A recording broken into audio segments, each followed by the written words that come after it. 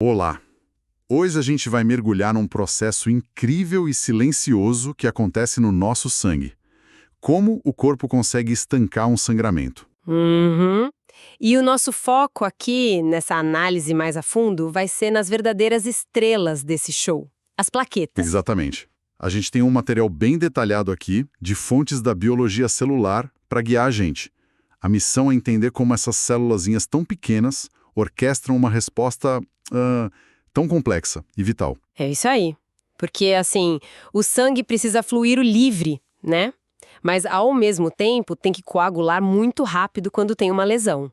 É um equilíbrio delicado. Com certeza. E os atores principais nisso são as plaquetas, claro, a tal cascata de coagulação, que é uma série de reações químicas, e as células que revestem os vasos, o endotélio.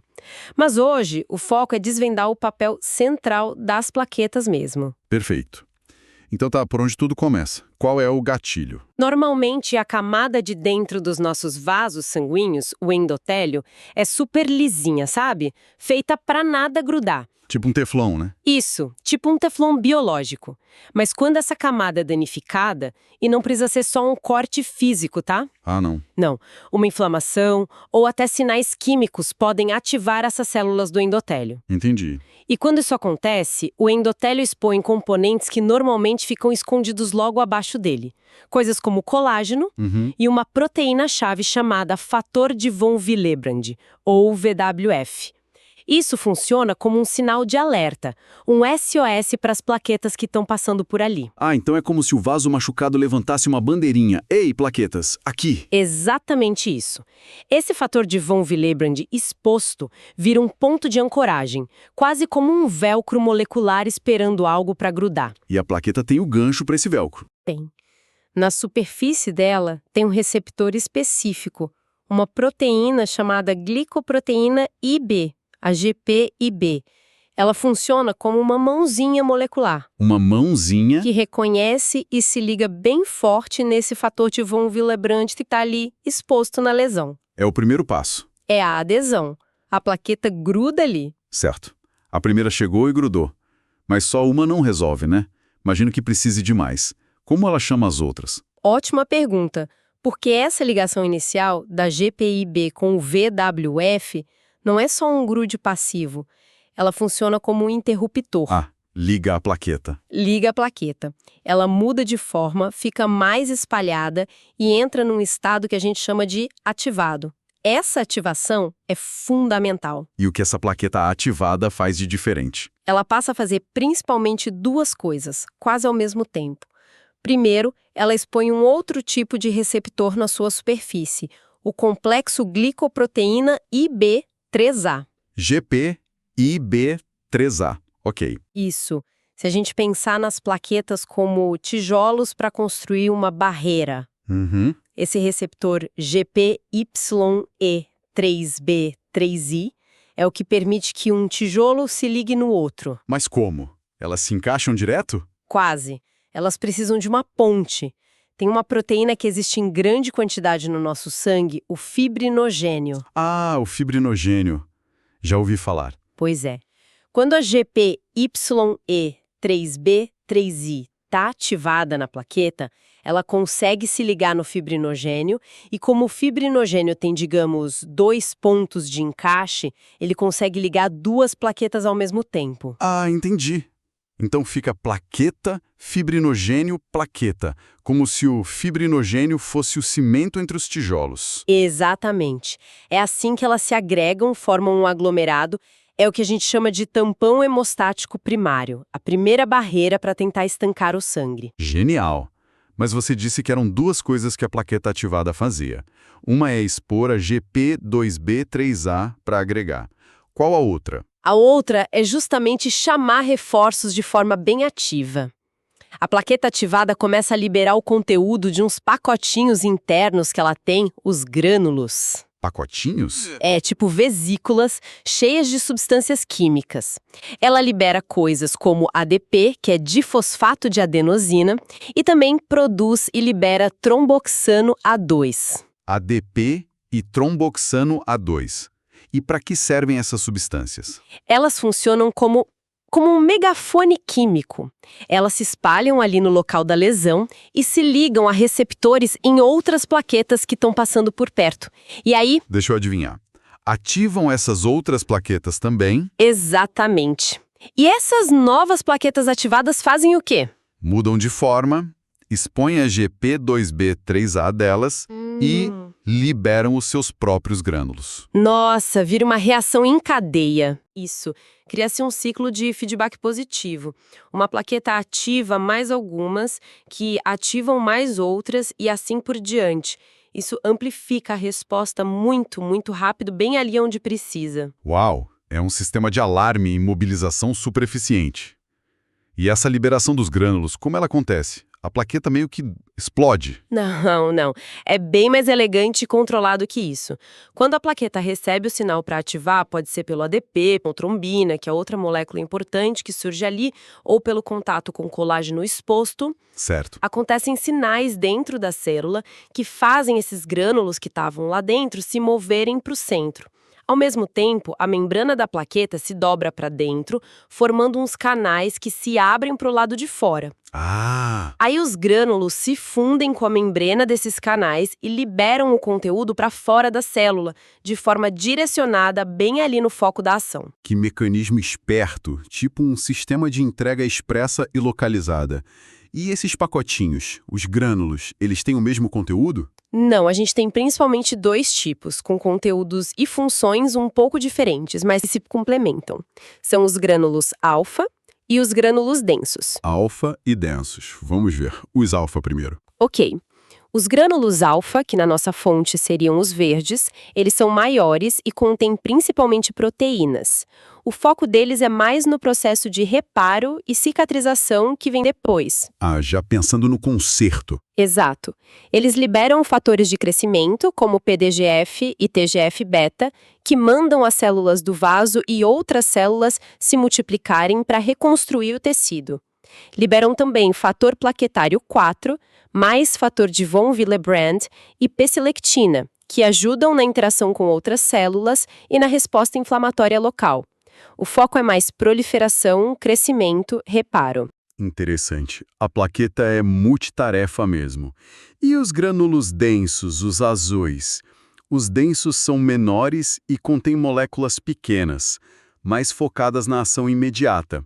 Recrutar mais plaquetas, ativar tudo e dar o pontapé inicial para a próxima fase da coagulação. Ah, a ação rápida. Isso. Eles liberam aquele ADP que a gente já falou para ativar mais plaquetas, ATP, que é a energia, e uns cálcio, que são essenciais, fundamentais mesmo para a cascata de coagulação funcionar. Sem cálcio não coagula, né? Não coagula direito. Liberam também serotonina e histamina, que podem ajudar a contrair o vaso sanguíneo ali no local, diminuindo o fluxo. Interessante. E também polifosfato, que é uma tetramolécula que ajuda a acelerar a coagulação. Então o foco dos densos é bem imediato. Mais agregação, mais ativação e preparar o terreno para a coagulação. Fica muito claro que as plaquetas são bem mais do que simples tijolos ou remendos. Elas são verdadeiras coordenadoras da resposta à lesão. Gerenciam o agora e já planejam o depois. É impressionante a complexidade. É sim. E entender todos esses detalhes, esses receptores, GPI1B, GPI2B3A, os grânulos, o que tem dentro, imagine que seja um desafio, né? Especialmente para quem está estudando na área da saúde, se preparando para provas importantes. Sem dúvida. É um sistema com muitas peças interligadas. Visualizar como tudo se encaixa, a sequência dos eventos, é crucial. E para isso, bons materiais de estudo, formas de revisar ajudam demais. Olha, falando nisso, para quem é estudante e está nessa batalha para dominar esses conteúdos para residência, para concursos, vale muito a pena dar uma olhada no medcob.com.br. É só baixar o app. Lá tem o maior banco de questões do Brasil, com provas na íntegra de tudo quanto é instituição, sabe? Questões comentadas por especialistas para sacar o porquê da resposta. Tem resumos práticos, aulas completas e até flashcards prontinhos para revisar no ônibus na fila.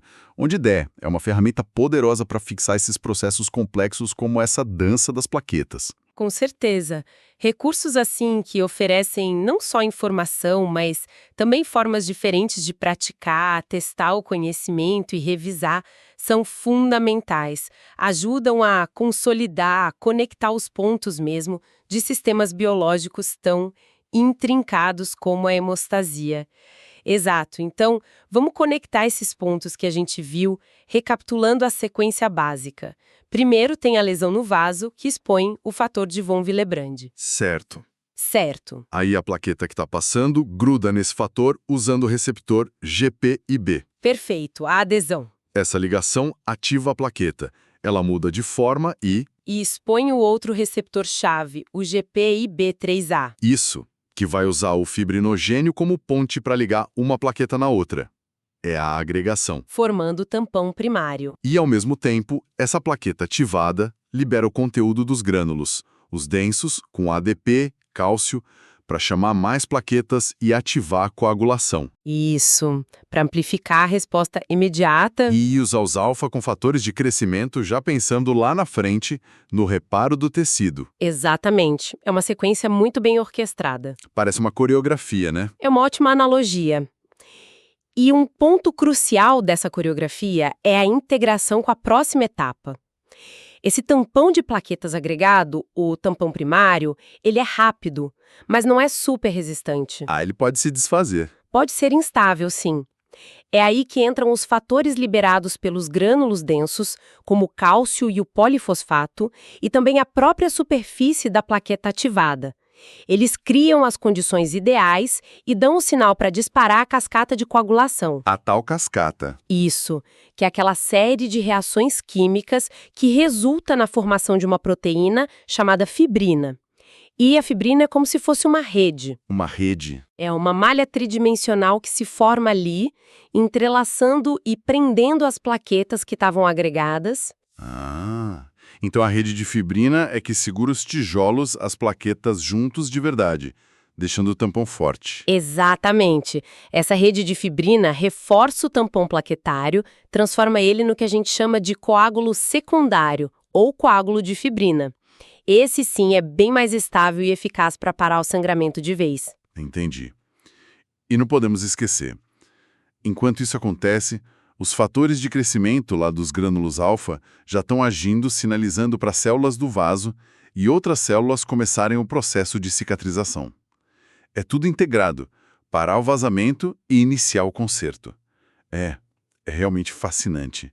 Uma célula tão pequena, sem nem núcleo, ser capaz de fazer tanta coisa. Sentir o problema, grudar, mudar, chamar reforços, liberar sinais, construir uma barreira e ainda iniciar o reparo. São verdadeiras gerenciadoras de crise e reparo, como você disse. Elas são muito mais sofisticadas do que a gente imagina à primeira vista. Sem dúvida.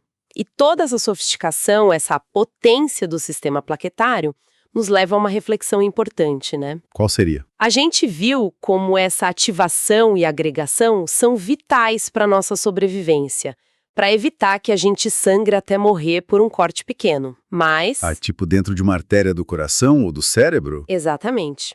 Se ele for ativado ali, por exemplo, sobre uma placa de gordura que já estreita o vaso, ele pode formar um coágulo onde não deveria. Esse coágulo indesejado, o trombo, é a causa de eventos muito graves como infarto, como AVC. É verdade. É o lado sombrio da mesma moeda. O que nos salva pode nos colocar em risco em outra situação. Perfeito. Isso levanta uma questão fundamental para a gente pensar. Como o nosso corpo consegue manter esse equilíbrio tão delicado? Como ele garante que as plaquetas fiquem super atentas para agenar a lesão, mas que permaneçam quietinhas, circulando pacificamente no resto do sistema, evitando formar esses trombos perigosos? Quais são os freios? Que mecanismos de controle existem para modular essa resposta tão potente e garantir que ela só aconteça onde e quando precisa, sem passar do ponto? Fica aí uma provocação para a gente talvez explorar numa próxima conversa. Quais são as salvaguardas desse sistema?